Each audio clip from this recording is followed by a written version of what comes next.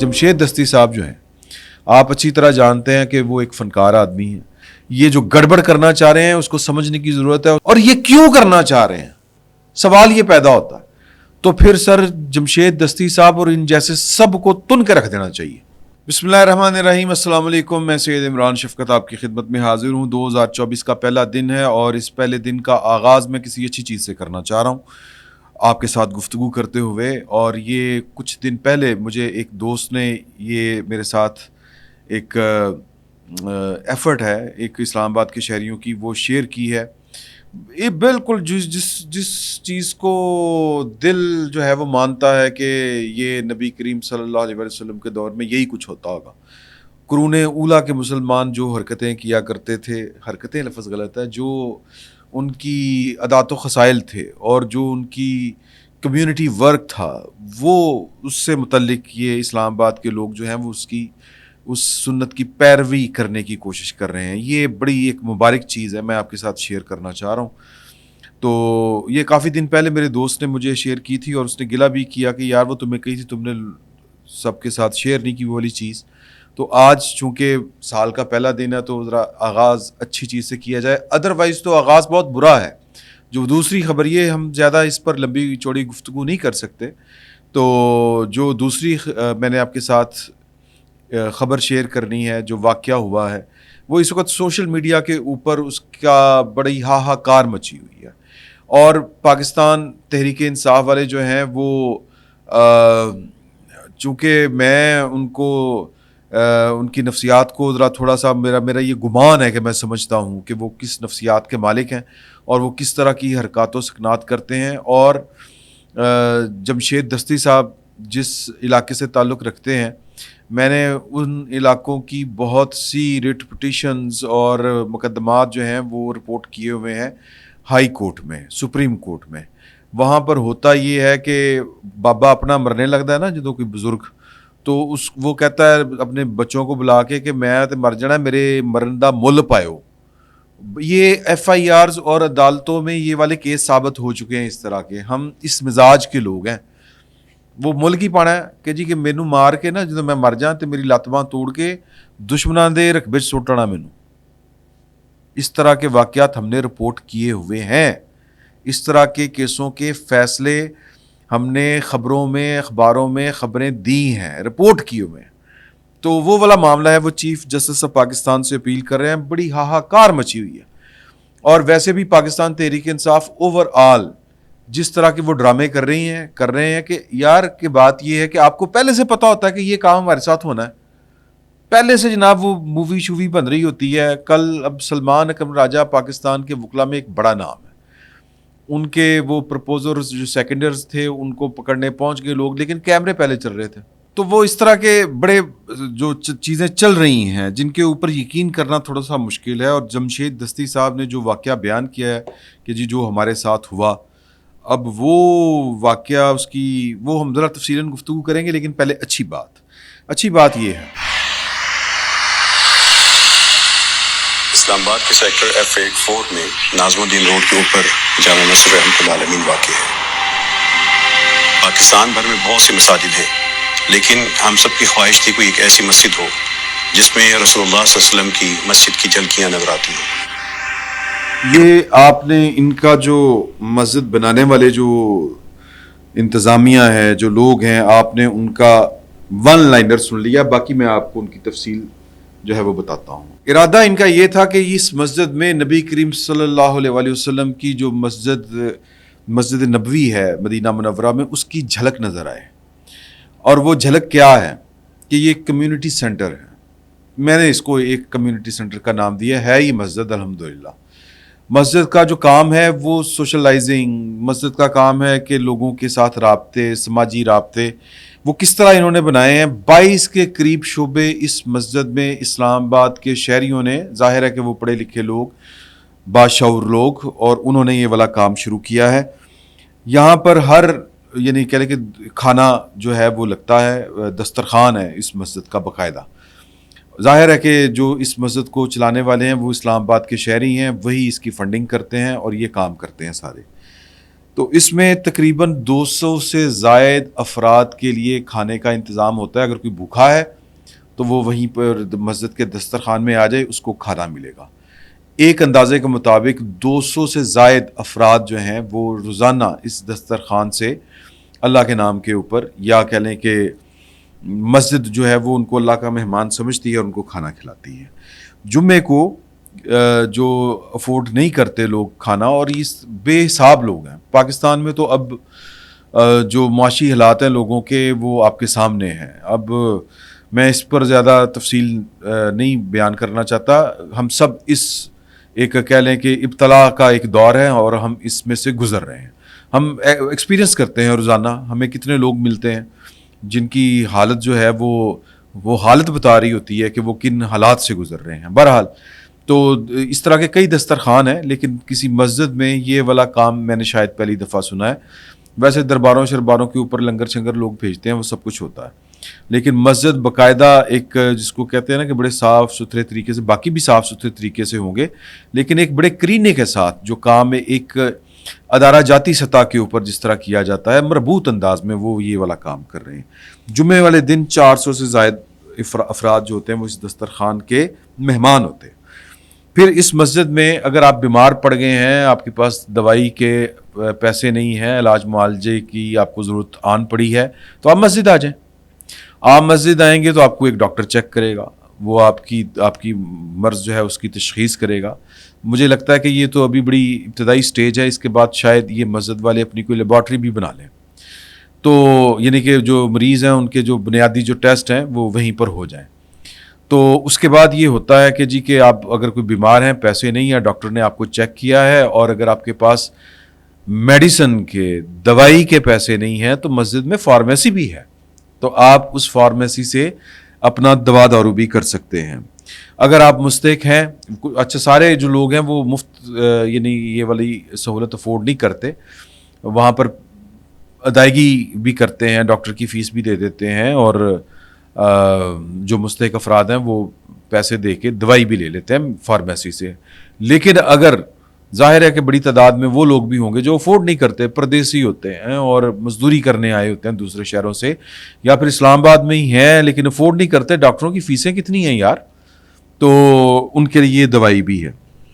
پھر اگر کوئی غریب آدمی ہے, مسکین آدمی ہے, تو جناب وہ تھکا ہارا ہے, اس کے پاس کوئی جگہ نہیں کمر سیدھی کرنے کے لیے, تو وہ بجائے اس کے کہ اسلام آباد کے کسی پارک میں لیٹے, وہ اس مسجد میں آ جائے, وہاں پر ایک آرام گاہ ہے, وہاں پر یہ آرام بھی کرے. پھر اس کے علاوہ جو کہہ لیں کہ شادی اگر کسی کی ہے اور وہ افورڈ نہیں کرتا کوئی شادی ہال, اب تو گھروں میں شادیوں کا کلچر ہی ختم ہو گیا ہے, اور ویسے بھی اگر کوئی بالکل افورڈ نہیں کرتا تو وہ مسجد میں آئے, اپنی بکنگ کروائے اس حساب سے, کیونکہ یہ میرا گمان ہے کہ ظاہر ہے کہ ہر بندے کی خواہش ہوتی ہوگی کہ مسجد میں نکاح ہو, وہیں پر وہ انہوں نے میرج ہال بنایا ہوا ہے, وہاں پر آپ نکاح پڑھوائیں, ولیمہ کریں اور اپنے گھروں کو چلے جائیں. اگر آپ صاحب استطاعت ہیں تو جو فیس ہے وہ ادا کریں, اگر صاحب استطاعت نہیں ہے تو آپ کے نکاح کا یا ولیمے کا جو کھانا ہے وہ بھی مسجد کی انتظامیہ اس کو افورڈ کرے گی, فنڈ کرے گی. اور نہ صرف یہ کرے گی بلکہ اگر جو کہہ لیں کہ جو یتیم ہے یا کسی بیوہ کے بچے ہیں تو وہ بیوہ افورڈ نہیں کرتی, تو کوئی جہیز جہوز کا بھی وہ بندوبست کرتے ہیں, اور تحفے تحائف بھی کرتے ہیں جن میں کپڑے ہوتے ہیں, مشینیں ہوتی ہیں, اس طرح کی چیزیں ہوتی ہیں. تو یہ والا سلسلہ ہے. اور پھر مطلب کہہ لیں کہ ایک اور جو بڑا اچھا کام وہاں پر ہونا شروع ہوا ہے وہ ہے کہ جو مسجد کی انتظامیہ انہوں نے ایک حلف نامہ لکھ کے لگایا ہوا ہے کہ جی کہ بہت بڑا سا, کہ جس میں ہے کہ جہیز ایک لعنت ہے, یہ اس لعنت سے چھٹکارا حاصل کرنا ہے. تو وہاں پر اس تحریک کے اوپر یا اس تحریر کے اوپر بہت سے اسلام آباد کے شہریوں نے دستخط کیے ہوئے ہیں کہ وہ ایک طرح سے کہہ لیں کہ میں سمجھتا ہوں کہ بڑا یہ انقلابی سا کام ہے کہ وہ لوگوں کو اس طرف مائل وہ کرنے کی کوشش کر رہے ہیں کہ یہ ایک سماجی برائی ہے, اس کو ختم ہونا چاہیے. تو یہ بہت خوبصورت ایک ایک کہہ لیں کہ کام ہے. بنیادی طور کے اوپر جو مسجد ہوتی ہے وہ کمیونٹی سینٹر بھی ہوتا ہے, وہ درسگاہ بھی ہوتی ہے, وہ جامعہ بھی ہوتی ہے, وہ آپ سمجھے کہ وہاں پر ہر قسم کے جو سماجی مسائل ہیں ان کا دعویٰ وہاں پر ہوتا ہے. وہ ایک طرح سے چوپال بھی ہے, میں معافی چاہتا ہوں یہ الفاظ استعمال کرتے ہوئے. چوپال وہ جگہ ہوتی ہے کہ جہاں پر بیٹھ کے آپ چیزیں ڈسکس کرتے ہیں. تو اللہ کے رسول نے تو مسجد نبوی کے ممبر کے اوپر کھڑے ہو کے مسلمانوں کے مسائل بھی ڈسکس کیے ہیں. تو یہ بڑا مجھے یہ جو میرے دوست نے بھجوائی تھی بہت دل کو لگی. میرا خیال ہے کہ اس مسجد کے اس ماڈل کو فالو کرنے کی ضرورت ہے. یہ مسجد نبوی کا ماڈل ہے, اس میں جھلک ہے نبی پاک صلی اللہ علیہ وسلم کی مسجد کی جو ان کی حیات مبارکہ میں وہاں پر قائم تھی. بعد میں پھر وہ ہوئے نا سلسلے ملوکیت والے دوسرے تیسرے. میں اس مذہبی تناظر میں نہیں جانا چاہتا, میں صرف یہ کہنا چاہتا ہوں کہ یہ بڑا اچھا کام ہے. اور جو مسجدیں ہوتی ہیں وہ صرف عبادت گاہ نہیں ہیں, وہ انسانیت کی خدمت کے مرکز بھی ہونے چاہیے, کیونکہ وہ مرکز تھے, وہ بنائے گئے تھے. تو یہ والا معاملہ تھا جو میں نے آپ کے ساتھ ڈسکس کرنا تھا, شیئر کرنا تھا. ڈسکس کیا کرنا تھا, شیئر کرنا تھا. اور امید کرتے ہیں ہم سب کو یہ کوشش کرنی چاہیے کہ مسجدوں کے یہی ماڈل ہونے چاہیے, اسی طرح ہی مسجدیں ہونی چاہیے. جمشید دستی صاحب جو ہیں آپ اچھی طرح جانتے ہیں کہ وہ ایک فنکار آدمی ہیں, ایک مڈل کلاس آدمی ہیں, اور ان کو جو اپنا کہہ لیں کہ سودا بیچنا آتا ہے, میں سادہ الفاظ میں یہ کہوں. کبھی وہ چپلیں پالش کر کے تحریک وہ کمپین چلا رہے ہوتے ہیں, کبھی وہ گدھا گاڑی کر کے چلا رہے ہوتے ہیں, لوگوں کو بتا رہے ہوتے ہیں کہ میں تم جیسا ہوں, عام آدمی ہوں. لیکن جو یہ بات بہت زیادہ باور کروانے کی کوشش کرتا ہے کہ میں تم جیسا ہوں, میں عام آدمی ہوں, وہ فنکار آدمی ہوتا ہے. یہ وقت نے ثابت کیا ہے. میں ایکسیپشنز جو ہوتی ہیں وہ ہر جگہ کے اوپر ہوتی ہیں, عمومی طور کے اوپر یہ فنکار لوگ ہوتے ہیں. تو جمشید دستی صاحب جو ہیں انہوں نے آج ایک ویڈیو بیان جو ہے وہ شیئر کیا ہے, جس میں انہوں نے یہ بتایا کہ سی ٹی ڈی اور ایجنسیوں نے ڈالو شالو 30-40 گاڑیاں, ویسے تو یہ میری اطلاعات کے مطابق یہ کوئی 8-10 ماہ سے روپوش ہیں, منظر عام پر نہیں تھے. تو ان کی خبر جو ہے ان کے بیان کی میں وہ آپ کو پڑھ کے سنا رہا ہوں. وہ امت اخبار نے شائع کی ہے کہ ان کا کہنا ہے کہ جی کہ ان کے گھر پہ چھاپا پڑا ہے, اور انہوں نے کہا کہ میری بیوی کو برہنہ کیا گیا, 10 ماہ کا بچہ زارو قطار ہوتا رہا, ظلم کی انتہا ہو گئی ہے, میں پاگل ہو چکا ہوں, میں مرنا چاہتا ہوں. یہ وہ ویلا کر رہے ہیں. میں یہ کاپی رائٹ کی وجہ سے وہ ان کی جو ویڈیو ہے وہ چلا نہیں پا رہا. لنک وغیرہ آپ شیئر کر دیجیے گا پروڈیوسر صاحب, بلکہ وہ مسجد والا بھی کر دیجیے گا اور جمشید دستی صاحب والا بھی کر دیجیے گا, اگر کوئی سننا چاہے تو سن لیں.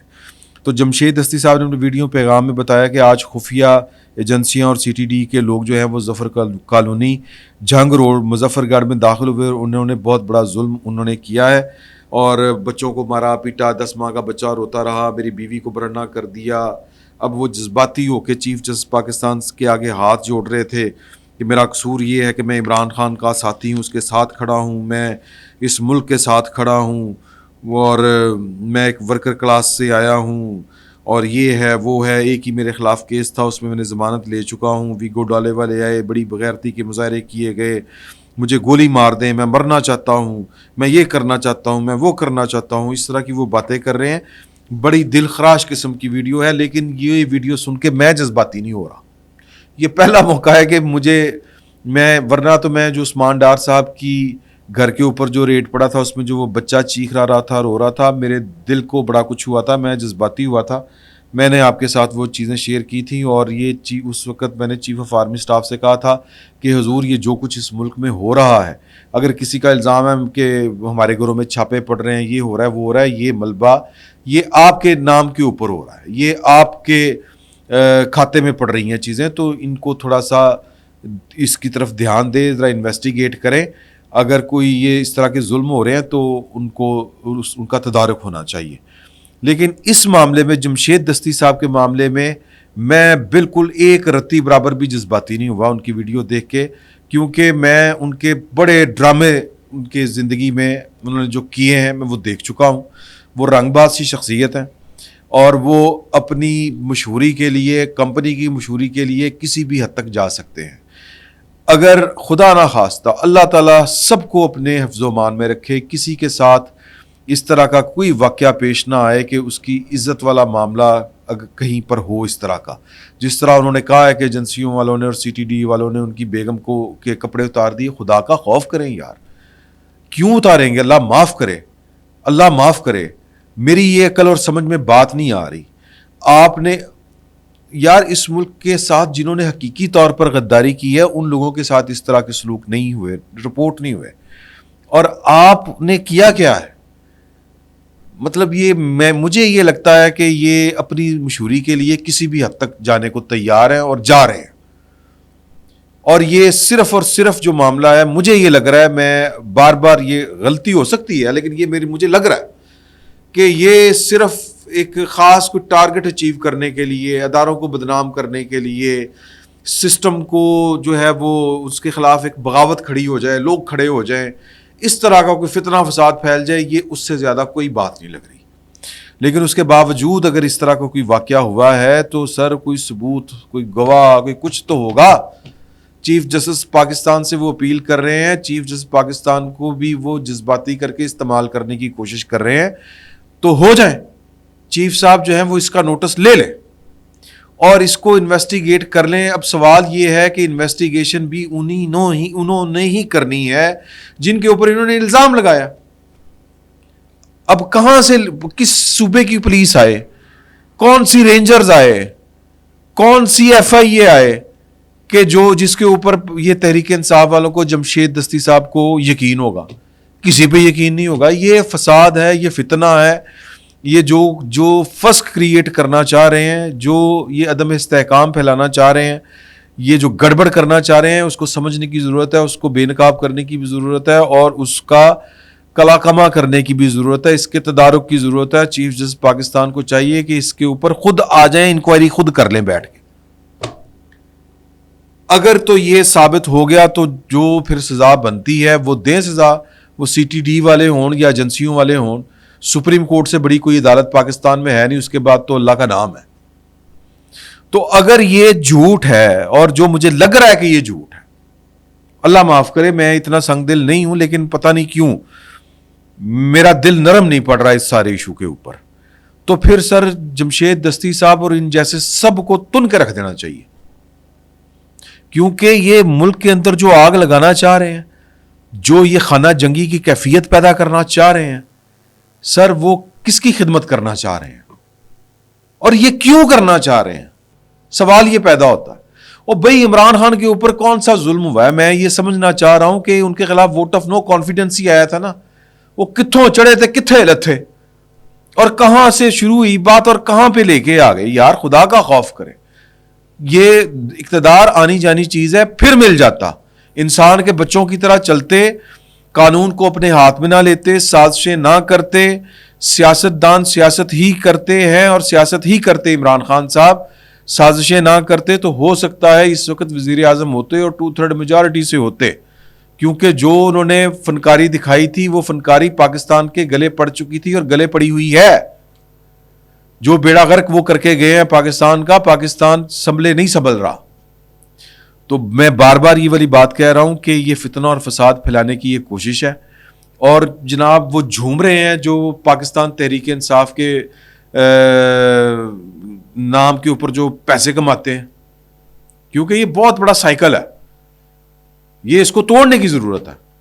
تو بہرحال میں اس پر زیادہ بات نہیں کرنا چاہتا ہے، بس جتنی کر دی سو کر دی. چیف جسٹس آف پاکستان، آپ سے، محترم چیف جسٹس، آپ سے ایک تو درخواست ہاتھ جوڑ کے جمشید دستی صاحب نے کی ہے کہ میں بھی کر رہا ہوں، سر اس کا نوٹس لیں اور خود انکوائری کریں. اور اگر کوئی یہ ظلم کر رہا ہے تو آپ سے بڑی عدالت، جس طرح میں نے پہلے کہا کہ سپریم کورٹ سے بڑی عدالت کوئی نہیں، فیصلہ سنائے ان کے خلاف. اور اگر یہ سب ڈرامے بازیاں ہو رہی ہیں تو پھر سوچیں کہ کیا کرنا ہے ان کا. مجھے تو ان کا کوئی علاج سمجھ نہیں آتا. بس اللہ ہی ہے نا، نہ کچھ کرے، ہم کچھ نہیں کر سکتے. فی الوقت اتنا ہی. بہت بہت شکریہ.